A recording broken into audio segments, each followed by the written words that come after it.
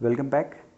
हमने पिछले क्लास में चार्ज के बारे में ऑलमोस्ट सब चीज़ पढ़ चुके हैं, तो हम यहाँ पे जस्ट उसको कंक्लूड कर देते हैं प्रॉपर्टीज़ ऑफ चार्ज को। और आज की क्लास में हम क्या करेंगे, कुछ सॉल्व एग्जाम्पल बनाएंगे, ठीक है। जिसका असाइनमेंट जो ये क्वेश्चन 4 है वो व्हाट्सअप पे अपना नंबर और क्लास और लेक्चर का रेफरेंस दे सकता है, स्कूल्स का नाम, उसके थ्रू आप जो डिस्क्रिप्शन में दिया गया है उस व्हाट्सअप नंबर पे आप भेज दीजिए। वहाँ पे ग्रुप बना हुआ है जहाँ पे हर चीज़ आपको बार बार दिया जाएगा, ठीक है।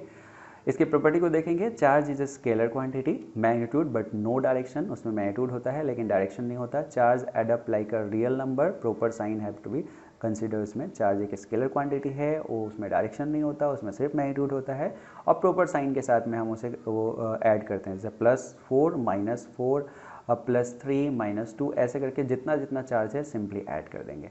चार्ज इज ट्रांसफरेबल, चार्ज इधर से उधर ट्रांसफर हो सकता है। चार्ज इज कंजर्व, एक आइसोलेटेड सिस्टम के लिए कंजर्व होता है। It is not possible to create और destroy net charge carried by any isolated system, although the charge carrying particle may be created. Charge carrying particle है उसको create किया जा सकता है लेकिन नेट चार्ज को क्रिएट नहीं किया जा सकता। नेक्स्ट में चार्ज इज क्वांटाइज होता है और the fact that electric charge is always an integral multiple of e, charge on the electron is written as -e and that on the proton is +e। इसलिए electron पे -e और उस पर +e रखा जाता है। और कोई भी चार्ज की बॉडी को ne कह सकते हैं और e का वैल्यू 1.602 × 10⁻19 कूलम होता है, जो कि बहुत छोटा सा है। 1 कूलम बहुत बड़ा है।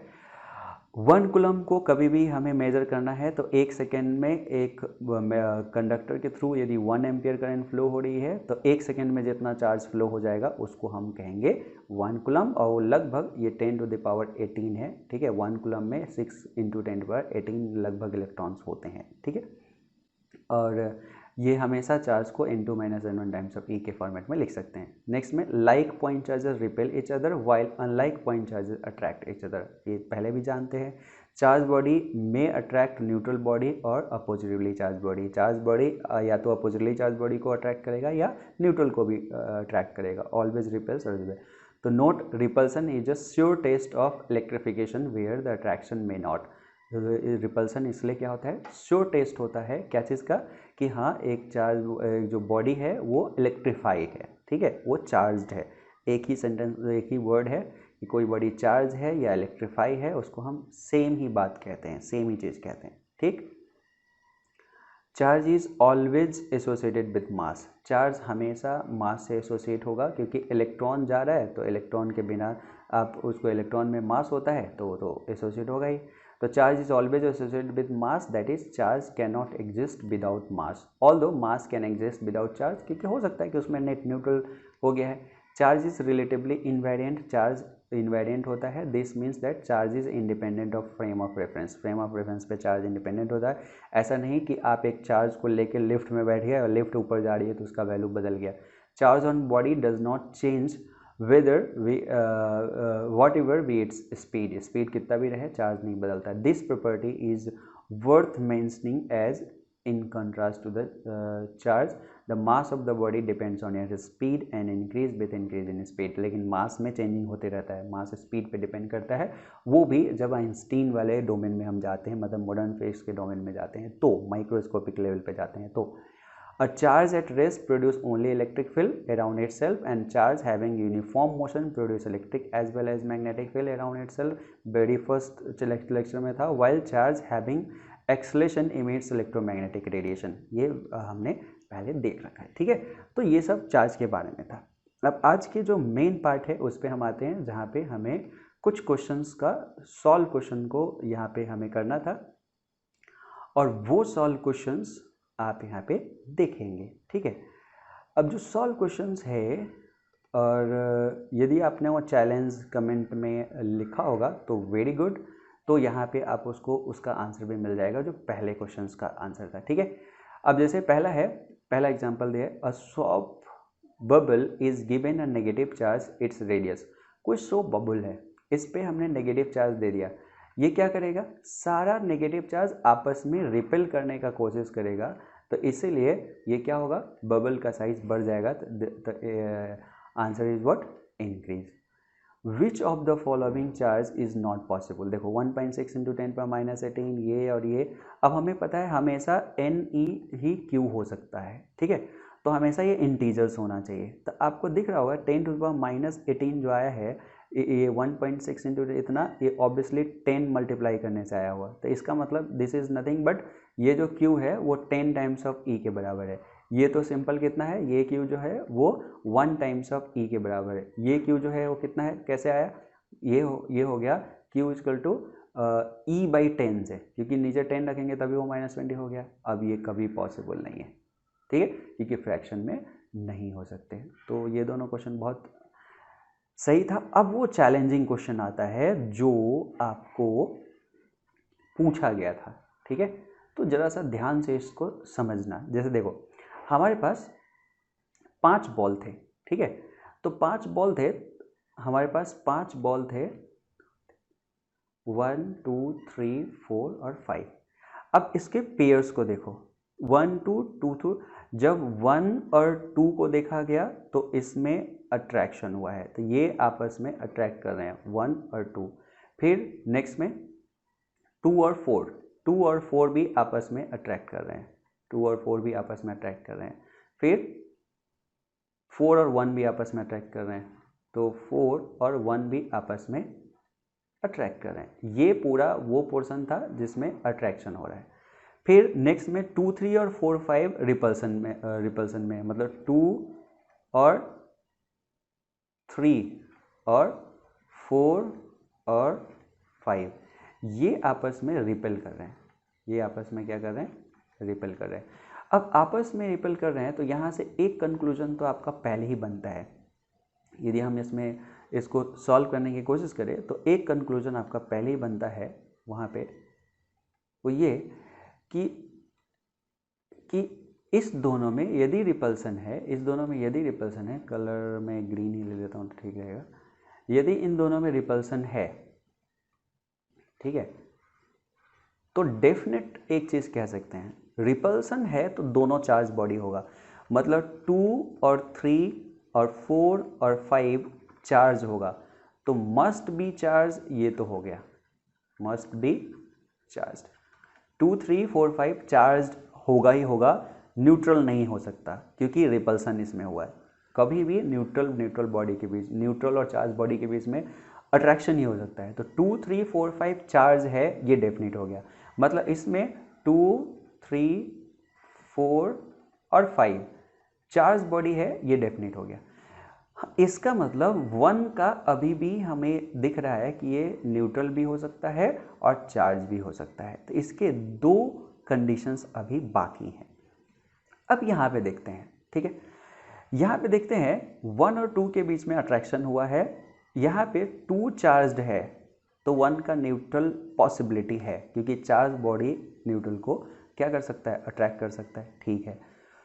यहाँ पे 2 और 4 दोनों के दोनों चार्ज है, देखो 2 भी चार्ज है और 4 भी चार्ज है और दोनों में अट्रैक्शन है, तो यहाँ पे एक कंक्लूजन आ गया कि दोनों में अट्रैक्शन है तो ये अपोजिट होंगे ही होंगे, ये क्या होंगे, अपोजिट होंगे ही होंगे। और ये दोनों अपोजिट होंगे, इसका मतलब 2 और 4 अपोजिट है, तो कहने का मतलब 2 और 3 यदि दोनों पॉजिटिव है तो 4 और 5 दोनों नेगेटिव होंगे। इसका उल्टा भी हो सकता है कि यदि ये दोनों नेगेटिव होते हैं तो ये दोनों पॉजिटिव होता है, ये श्योरिटी है, ठीक है। चलो यहाँ तक। अब 4 और 1 के बीच में हो रहा है तो 4 तो चार्ज है, तो चार्ज और न्यूट्रल के बीच में हो सकता है, चलो ठीक है, यहाँ तक है। अब लेकिन डेफिनेट स्टेट पे कहाँ पहुँचे, अब मुझे बताओ, ध्यान से यहाँ पे बताओ, ये अपोजिट है, ये अपोजिट है, यहाँ पे देखिए कि 1 और 2 यहाँ पे अट्रैक्ट किया है, 1 और 4 अट्रैक्ट किया है।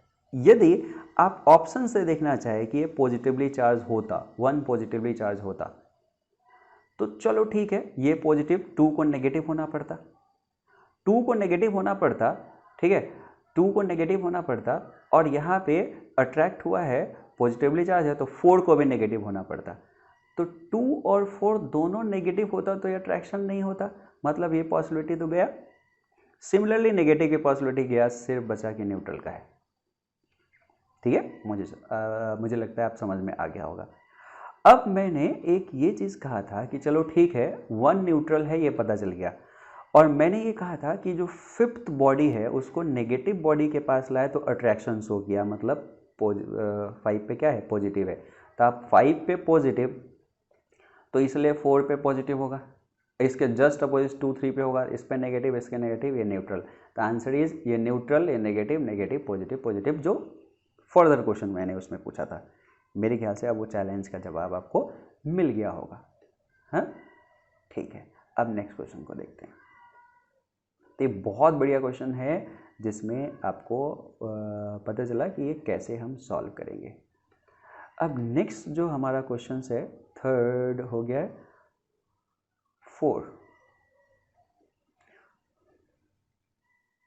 If the radius of solid or hollow copper sphere are same, which one can hold greater charge? Radius of solid and hollow copper sphere, इसका थोड़ा सा आगे आपको पता चलेगा, लेकिन वो सरफेस पे ही रहता है, तो दोनों सेम ही अमाउंट से करेगा, उसके सरफेस एरिया से मतलब रहता है चार्ज को, ठीक है, इनसाइड से मतलब नहीं रहता। Number of electrons in 1 coulomb, 10th में भी आप कर चुके हो, क्या होगा, Q बराबर N ही होता है, तो N बराबर Q बाई E हो जाएगा, 1 कूलम में इतना, तो लगभग ये 6.25 × 10⁻18 है। The current produced in wire when 10⁷ electron पर सेकेंड आर फ्लोइंग इज कितना, तो I होता है Q बाई T, ये होता है NE बाई T, और यहाँ पे हमें पता चल जाएगा कि 1 सेकेंड में इतना गया है, तो ये एम्पियर में पता चल गया, ठीक है। अब ये नेक्स्ट क्वेश्चन भी बहुत इंपॉर्टेंट है और कंसेप्चुअल है, ये भी मैंने एज अ चैलेंज आपको दिया था पहले, लेकिन कितने कमेंट आए हैं क्या है अभी रिकॉर्डिंग के समय तो मुझे नहीं पता है, मैं देखूँगा तो पता चल जाएगा, मैं वहीं पे सबको रिप्लाई करूँगा जिसने भी दिया है, नहीं दिया है तो दिस इज़ योर फॉल्ट कि आप इंटरेस्ट से नहीं पढ़ रहे हैं, और आपको इसका भुगतना पड़ेगा, ऐसे इंटरेस्ट ना पढ़ने, बिना इंटरेस्ट का पढ़ने के लिए, ठीक है। चलिए, a table tennis ball which has been covered with the conducting point is suspended by a silk thread so that it hangs between two metal. One plate is earth, when the other plate is connected to a high voltage generation, the ball will what? देखो ये ball है, अभी यदि ये positive है तो इसमें induction होगा और इसमें नेगेटिव इधर आ जाएगा और इधर पॉजिटिव आ जाएगा, तो होगा क्या, ये नेगेटिव है पॉजिटिव इसको इधर अट्रैक्ट कर रहा होगा और ये इसको इधर अट्रैक्ट करेगा, ये यहीं पे रह जाएगा। तो ऐसा हमें लगता है कि ये बॉल यहीं पे रह जाएगा यदि काफ़ी जेंटली यहाँ पे रहे, बट ये जो है हम कहेंगे कि ये इक्विलिब्रियम में है, but this equilibrium is not a stable equilibrium, हल्का सा भी इसमें थोड़ा सा डिस्प्लेसमेंट हुआ ये बदल जाएगी। सोचो थोड़ा सा भी इधर डिस्प्लेसमेंट हो गया, ये अट्रैक्शन डोमिनेट कर जाएगा और इसको अट्रैक्ट कर लेगा, अट्रैक्ट करते करते करते करते करते करते करते क्या होगा, इसके यहाँ पे बॉडी में टच हो जाएगा, जैसे बॉडी में टच हो जाएगा इसका सारा पॉजिटिव चार्ज इस पर ट्रांसफर हो जाएगा, ये बॉल हो जाएगा पॉजिटिव, और ये प्लेट क्या कर देगा, उसे रिपेल। अब रिपेल करेगा तो क्या होगा, क्योंकि ये पॉजिटिव है, नेगेटिव प्लेट है, तो नेगेटिव प्लेट पे जाके अट्रैक्ट होने की कोशिश करेगा, अट्रैक्ट होते होते होते होते जैसे ही टच हुआ, क्योंकि ये क्या है, कंडक्टिंग है, सारा नेगेटिव इसमें आ जाएगा, नेगेटिव नेगेटिव रिपल्सन, फिर ऐसे जाएगा, ये होते होते होते होते होते होते आप कहोगे कि स्विंग करता रहेगा, ठीक है। तो एक्चुअली में ये बॉल स्विंग करता रहेगा, ठीक है। हाँ, यदि कोई इसी चीज़ में थोड़ा सा एडिशन करके आपसे पूछ देता कि अच्छा बताओ यदि ये इक्विलिब्रियम में है या नहीं है, तो हम कहेंगे हाँ इक्विलिब्रियम में है, बिल्कुल मिडिल में रह पाता यदि, लेकिन वो अनस्टेबल रहता, थोड़ा सा भी कुछ होता वो फिर से स्विमिंग स्टार्ट कर देता है, ठीक है। तब जनरल केस लेके उसमें चलेंगे। अब नेक्स्ट क्वेश्चन को देखते हैं। In 1 gram of solid there are 5 × 21 atoms. 1 gram of solid में इतने एटम्स है। If 1 electron is remove from every of 0.1 atom. देखो एक सब्सटेंस है, ये पूरा 1 ग्राम है। अब क्या कहा, देयर आर इतने एटम्स, इसमें नंबर ऑफ एटम्स कितने हैं, 5 × 10⁻21 एटम्स है। 1 electron is remove from every one of 0.01% of the atom of the solid. इसका सिर्फ 0.01% लिया गया जिससे इलेक्ट्रॉन रिमूव करेंगे, तो ये हो जाएगा 5 × 10⁻21 इंटू 0.01/100। इतने नंबर ऑफ आपके पास एटम है और सभी से इलेक्ट्रॉन को आप क्या कर रहे हो, इसमें से एक एक इलेक्ट्रॉन को बाहर ला रहे हो, तो ये क्या होता रहेगा, पॉजिटिव होता रहेगा। तो जितने इलेक्ट्रॉन इतना ही इलेक्ट्रॉन को भी बाहर ले जाओगे, तो इसी में ई से यदि मल्टीप्लाई करोगे तो टोटल चार्ज आ जाएगा क्यू उस पर पॉजिटिव। ठीक है, अब ई का वैल्यू आपको पता है कि 1.602 इंटू 10⁻⁻19 होता है। सॉल्व करो, आंसर। ठीक है, तो आई होप कि आप इस टॉपिक वाइज जो आपका न्यूमेरिकल है उसको एंजॉय किया होगा। इसका कुछ जो चैलेंजिंग क्वेश्चन था वो पहले मैं बता दिया था। यदि आपको क्या करना है कि असाइनमेंट्स और भी क्वेश्चंस आपको रिक्वायरमेंट है, तो आप एक ग्रुप बना सकते हैं बाय सेंडिंग योर इंफॉर्मेशन और WhatsApp number two the number mention in the what, जो एक्सप्लेनेशन है, जो इसका